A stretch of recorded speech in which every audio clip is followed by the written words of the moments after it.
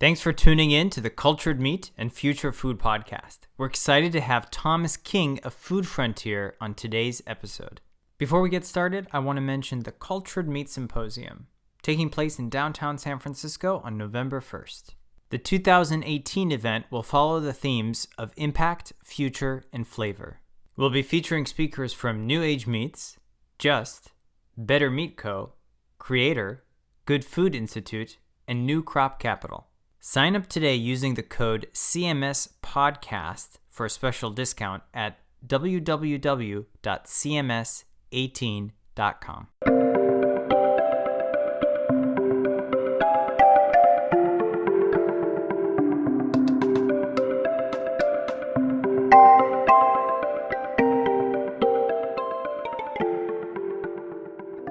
Thomas King is a social entrepreneur and international speaker who was named the Young Australian of the Year in 2015. At age 13, Thomas founded the world's highest viewed website of unsustainable palm oil production.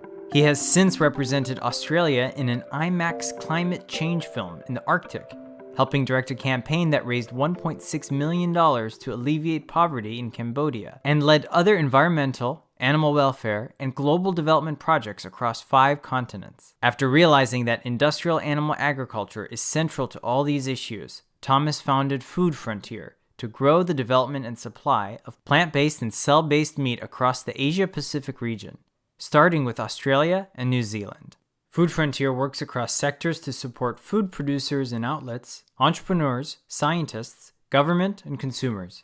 Thomas, I'd like to welcome you to the Cultured Meat and Future Food podcast. Thank you so much for having me, Alex. It's a pleasure. Thomas, tell us a little bit about your background and why you started Food Frontier. Yeah, so my journey began in my early teens. I was your average kid from Melbourne, Australia. I had lots of different pets, had an interest in the natural world, but that translated into, activism. When I was 13 years old, I learned about deforestation in Southeast Asia and decided to launch a website to try and educate people about the issue. It started as something that I would share with friends and family, and I was that kid at Christmas that wouldn't shut up about world issues. And then it picked off and went global and became this huge platform about this issue. And that was kind of my entry into the social impact space. And as it happens with these things, I kind of broadened my horizons from there and became involved with other related issues and ended up working on projects relating to climate change and poverty alleviation and animal protection. And of course, realized over that time that our food system was underpinning every single issue that I'd ever worked to address. I figured from a impact standpoint, that's where I should be investing my energy, addressing our broken food system.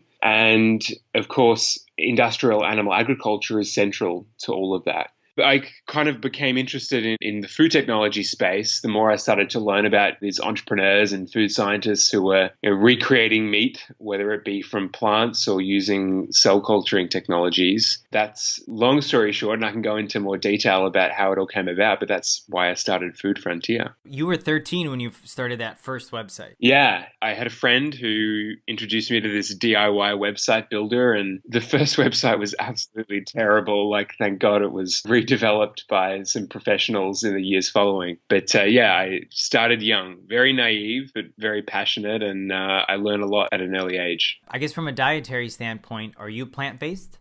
I am, yeah. It was kind of an inevitable pathway for me. I mean, I cared about animals, I cared about the natural world, and I kind of found myself in a situation where I was campaigning to protect animals in Asia and forests in Asia, yet I hadn't put a single thought into the animals on my plate back home and the damage that was doing. I gradually transitioned to a plant-based diet over the years. And you did quite a bit of traveling a couple years back. Was that part of this initiative that you had started? Yeah, it started out with this particular campaign. So I was lucky to go to Borneo several times and work on some projects there. As I said, I ended up taking opportunities to be involved with different organizations focused on different causes over about a 6-7 year period and traveled to about 5 continents over that time. So I was lucky enough to go to Greenland, the Arctic, represent Australian youth on a climate change expedition, a film that was shown at the COP21 Climate Summit in Paris. I've been to South Africa Singapore for a conservation initiative, Cambodia to direct a film crew to film a commercial for a poverty alleviation campaign in Australia called Live Below the Line, peer-to-peer fundraising campaign. Yeah, it was quite a journey, and I deliberately wanted to gain experience in these different areas and look all of these issues, causes that I care deeply about. But it was the realization that a lot of this links back to our food system. I mean, as many of your listeners will know, the world's leading cause of global deforestation and biodiversity loss is livestock. It drives up the premium for grain in countries where it's a key source of sustenance, which keeps people entrenched in the poverty cycle because we're feeding so much food to farmed animals, contributes more to greenhouse gas emissions in the world's entire transportation sector, and of course is the world's leading cause of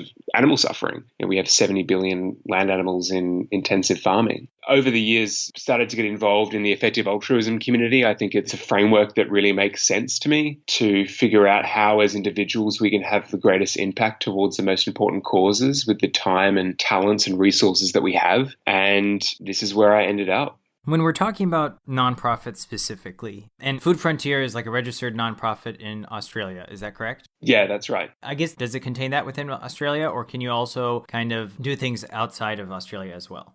Yes, so the way it all kind of came about, I was in the States 2.5 years ago, speaking at an event called Nexus in New York. And on that same trip, I set up meetings with some of these food companies that I'd only read about until then, Just and Memphis Meats and all of those folks on the West Coast, and met with them before I left. And that was really my first opportunity to learn at a deeper level about the technology and try some of the food and meet the founders, and was taken on tours of the facilities and learn about the investment that these companies have received, and just became hugely excited by the potential for impact and the momentum here in the States. I returned to Australia feeling hugely buzzed, only to realize that there is next to nothing happening in this space in our entire region. So not only Australia, but if you look at the Asia Pacific as a whole, there's very little happening, or at least at that point, whether it be in the plant-based space or whether it be cellular agriculture. And the Asia Pacific is home to 60% of the world's population. Meat consumption is rapidly rising across much of that region due to rising affluence, Asian middle-class populations. Having grown up in Australia, I realized that we're a country that has a certain level of influence within the food sector in our region, alongside our neighbours in New Zealand. Both countries are kind of the Western base in the region and are epicenters for food research and development and production and export. Brand as a country has a lot of prestige in Asian markets. So we have the perception of being clean, green, quality, safe, trusted food suppliers. And for that reason, products from Australia and New Zealand are highly sought after across Asia.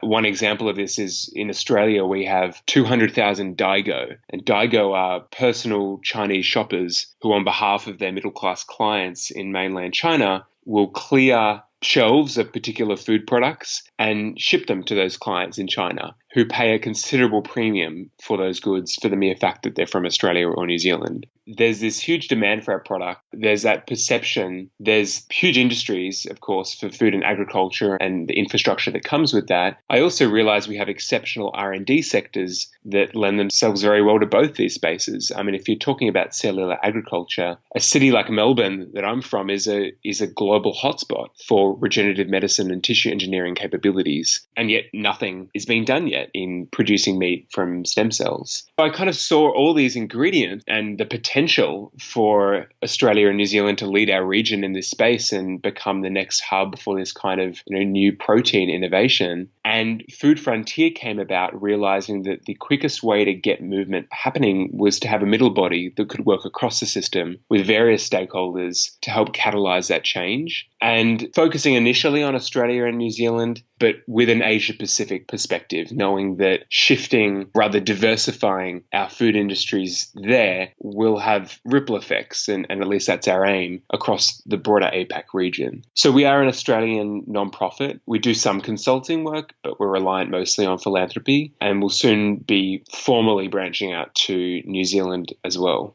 Aside from cellular agriculture and cell-based meats, what are some really food technologies that you and your team are excited about? Yeah, so as I said, we focus both on plant proteins and cellular agriculture. We're really excited about the potential to produce people's favorite foods using plants. There's obviously been some brilliant examples of that entering the market in recent years. And we don't have a lot of those products yet in our region, and that's part of what we do at Food Frontier. We kind of look at the food system as it relates to this space in three parts, being development, supply, and consumption. And we speak about activating development, accelerating supply, and advocating consumption. So that activation piece is saying, how can we stimulate new innovation locally? How can we support scientists and entrepreneurs and investors and government in creating new products, new companies, new IP that will add value to the global marketplace? Accelerating supply is saying, how can we take what already exists, whether it be from America or Europe or locally, and expand its availability within our region? And then advocating consumption is basically, how do we increase the adoption of these options amongst consumers and the outlets that supply them? And we have a really great outreach program on that front. And so with development, we speak to entrepreneurs about the fact that, it's fantastic having companies like Impossible Foods, for example, showing what's possible in terms of harnessing the power of plants to create burgers and sausages and meatballs that are as delicious and nutritious as what we're used to, but without having to raise animals to do that. But really, this space is just in its infancy. So we really encourage people to continue to innovate on that front and realize that we haven't explored the vast majority of the plant kingdom for these kinds of applications. So the potential for innovation is still huge in the plant-based arena. So we're as excited about plant-based as we are cellular. I'm a big fan of something that Pat Brown says, and that's that the Impossible Burger will just get better over time. And he makes the comparison that right now you might think that the Impossible Burger tastes like beef burger, but we're only going to get better. And so he has the hopes to kind of go past that from a taste and experience standpoint. Yeah. What are some of your favorites? Are you a Impossible Burger guy or are you a Beyond Meat Burger guy? Don't do this to me, Alex. Look, I enjoy both. I probably lean more towards Impossible Burger, although I did just try the new sausages from Beyond Meat, and I thought they were pretty damn impressive. Interestingly, tests done with plant-based products that are currently available, which, as you say, are only kind of the initial iteration of something that's only going to improve over time. And even then, if consumers aren't told that it's plant-based, it's very interesting to see what their experience is. So there was one company that we're working with, Hungry Planet, and they did a bun test. So they basically brought in a focus group of American consumers, and they said, here's 5 different buns. We've got them to rate the different qualities. And at the end of the session, they said, and what did you think of the patties? And people said, fantastic, no complaints. And not one person realized that it wasn't conventional meat, being plant-based patties. Whereas people are told that what they're eating before they put it in their mouth is plant-based or is vegan. It's very interesting to see how that shift in perception and those preconceived ideas of it being an inferior product actually influence their experience. It's an interesting one. I think the conditions of people when they actually try it influences their experience to a certain degree. Shifting back to kind of markets and regions, right. From your experience, how are business markets different in Australia versus the rest of the world? And I really ask this question to pry into whether you think that one particular food technology would be successful in one region, but not the other. Yeah, this is a really good question. And I think it's something that people who are part of this movement in countries outside of Northern America need to think about. What are the unique challenges and opportunities for your country in this space? Because not everywhere is going to take the same pathway that the US has. And I think different regions have different value propositions. And this is something that we have been gaining a deeper understanding of for Australia and New Zealand over the last 18 months as we've had conversations with hundreds of experts and done market research. And I think that there are a few key strengths. I think there are a few key considerations as well. So Australia and New Zealand are obviously, aside from Asia, we are isolated from the rest of the world. So we're far away. Australia is a big country. Most of our capital cities are around the coast. And so from a distribution standpoint, that needs to be a consideration. We have, as I said earlier, exceptional research and development capabilities. And so the potential potential for us to innovate both in the plant-based arena and cellular agriculture, I think is huge. We're looking at how that could be, or what role we could play in structuring that to be most effective, because as with a lot of countries, research that is just university-based, and universities are where a lot of that intellectual capital lies, difficult. It takes longer, or it just doesn't become commercialized, the findings. Figuring out how we can best structure that, whether that's an incubator or accelerator model, whether that's commercial partnerships with a university, there's various different ways it can be done, I think is important to get right. We have entrepreneurs already who we're starting to support who are very hungry to enter this space, but I also recognize that we don't have a Silicon Valley like Australia does. So I don't think we're going to be pushing out, we're not going to be a startup machine pushing out the level of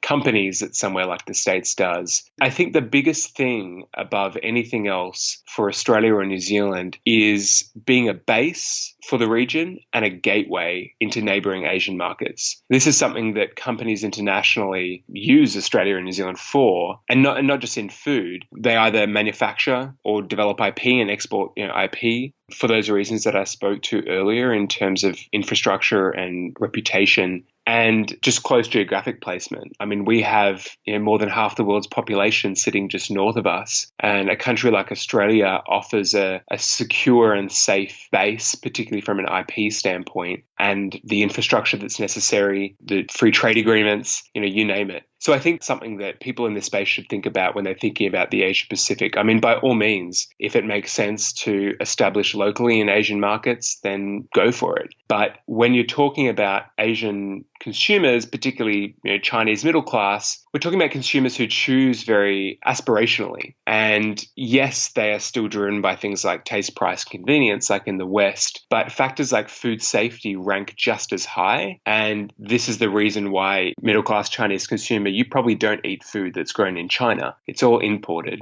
And if you can say it's imported from particular countries, Australia and New Zealand being at the top of that list, it's a status thing. It's a prestige thing. For a plant-based company, for example, to manufacture in Australia, where they have that security and peace of mind and reliable supply of quality raw ingredients, and then to export into neighbouring markets with the Australian-made brand and the weight that holds, that could be, for some companies, strategic move to position their products at a higher level in the market and ensure that they're seen as a better, cleaner, greener option, which I think is important when we're thinking about these markets that are driven by aspiration. We touched upon academia and IP a little bit. What are your thoughts on really open-sourced research in the cellular agriculture world? I think the idea of open source research is fantastic, and I'm a big supporter of collaborative efforts and moving forward together, particularly in this phase of the journey. The practicalities around open source research are another thing. Of course, with any research and development of IP, a lot of it comes down to who's funding it. For open source, you need somebody who's willing to put money behind it, knowing that something that's going to be opened up to anyone and everyone. And I think that there are those individuals exist who understand the bigger picture vision and the fact that there is incredible urgency to solve this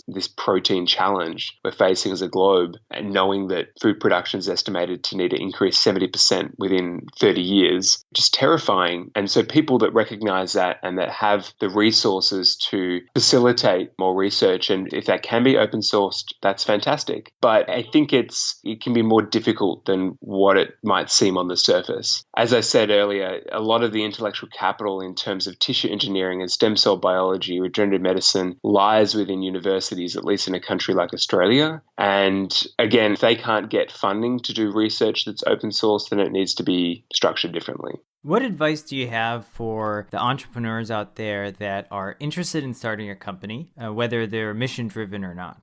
I would say that building as much knowledge as you can and as many relationships as you can in the field that you're interested in is crucial. And from that process, identifying where the white space exists, where are there the gaps in the market, where is there the greatest opportunities from a business standpoint, but if they're mission aligned, opportunities from an impact standpoint, to understand the kind of impact you want to have, whether that's reducing animal suffering and or environmental impact or improving human health. and figuring out what particular product or business, it doesn't always have to be a product that you're bringing to market. You could champion one component of the supply chain is needed in order to achieve that impact. From there, I think it's important to determine your strengths as an individual that you can bring to the table and to find the people who can fill the gaps, the areas that you don't consider your strengths and who can complement your skill set well. And having that kind of founding team that works as a well-oiled machine is important. I would say you're building the knowledge and relationships, identifying the gaps and where you can add value based on your strengths, and then finding the right people you need to bring together to make it happen. Are there any particular resources that you would suggest in the clean meat space? So we work in partnership with GFI, the Good Food Institute, and they, of course, have their industry mind maps, both for plant-based and clean meat, which I would encourage anyone who's kind of new to the space to read through. They also have a new resource called their Startup Manual, which helps entrepreneurs navigate the process of launching a startup in this space. So I'm pretty sure that's on their website, gfi.org/startup manual. I'd encourage people to head there. I took a look at that startup manual and it's very comprehensive and it's really, really awesome stuff what GFI is putting out. But that startup manual is actually a pretty important thing for new entrepreneurs, I would say. Absolutely. Yeah, it's they come out with some excellent resources. I was just on their team retreat for their international engagement team. We work in partnership with GFI, and Nicole, who heads up their international engagement, kind of sees us as Asia Pacific, or at least the Australian New Zealand sort of what they do, and they'll handball us any opportunities that come up in that region, and vice versa, and we kind of bounce off each other in that way. But yeah, it's great to be able to look to what they're doing in the States and figure out what can be effectively replicated into other regions, but also where things need to be tailored, again, depending on those unique challenges and opportunities of different countries. So it was awesome to come together with their new directors for different regions who are mostly embarking on the process that I've just undertaken of starting up a small team and organization to stimulate this work in a country that isn't the United States. And so it was awesome to have those conversations and share experiences. So we briefly mentioned Just, but what are some of the other startups that are in the space that you are most excited about? Honestly, there's too many. I think that in the cellular agriculture space, there's probably at least 25 startups now, most of whom I'm very excited about. There's at least that many companies in the next generation plant-based meat space. I'm excited about many companies. And as I said, I think this space is really just in its infancy. There's still so much room for more companies and more startups, but I would also encourage people who are wanting to enter this space to figure out whether they could bring their skill set and talents to an existing organization or company, or whether they could start a venture that is solving a challenge that doesn't necessarily involve championing that entire supply chain. In the case of clean meat, of cell-based meat, going from isolating cells all the way up to manufacturing meat for the market, could there be one component of that process that they could champion? Of course, that comes with challenges and considerations, and you need to understand who your clients are, who you can offer value to if you become a company that is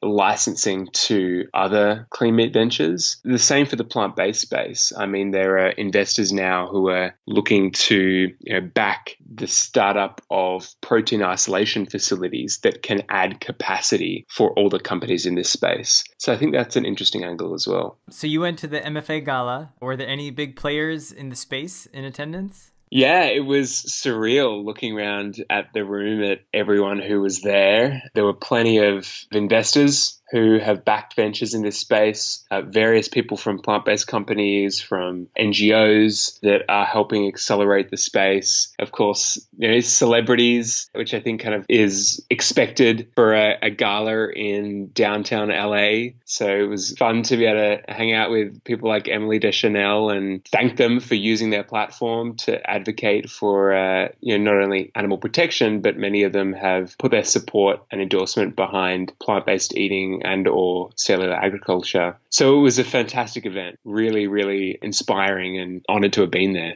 Any insights or any comments on this recent terminology change to cell-based meat? I think if we're trying to achieve systemic change and we're trying to shift our food system as quickly as possible towards one that isn't reliant so incredibly heavily on animal-based agriculture, we need to bring people along and we need buy-in from existing industry leaders. And if that means making compromises, as Memphis Meats has done in coming to that name and partnering with the North American Meat Institute for the letter that they submitted to the American government, I think it's necessary. I think it's a positive thing. I do have thoughts about terminology from a consumer standpoint, but I believe the discussion at the moment is about what do we call this product during this phase, during the process of regulatory approval. And so if cell-based meat is the best possible option to get things moving, I'm cool with that. But my understanding is that the research that has been done up until now shows that it doesn't rank nearly as well from a consumer acceptance standpoint as a term like clean meat. I do understand the concerns around clean meat from a kind of industry perception standpoint, not wanting to alienate certain people. It is loaded, but I also think it is accurate in that a meat that doesn't have fecal contamination and has a fraction of the environmental impact could be argued as cleaner. But I am confident that we can reach a place where industry are happy, where companies are happy, where regulators are happy, and where these options can be presented to consumers as for what they are. You can learn more about Thomas King on LinkedIn and learn more about Food Frontier by going to www.foodfrontier.org. Thomas, are there any last insights that you may have for our listeners today? I think we covered most of it, only that if anyone is interested in getting involved in our work or who wants to come visit Down Under, they should reach out to us. Thomas, thank you so much for being with us today and sharing your story and insight on the Cultured Meat and Future Food podcast. Thank you, Alex. I appreciate all the work you're doing to spread the word. This is your host, Alex, and we look forward to being with you on our next episode.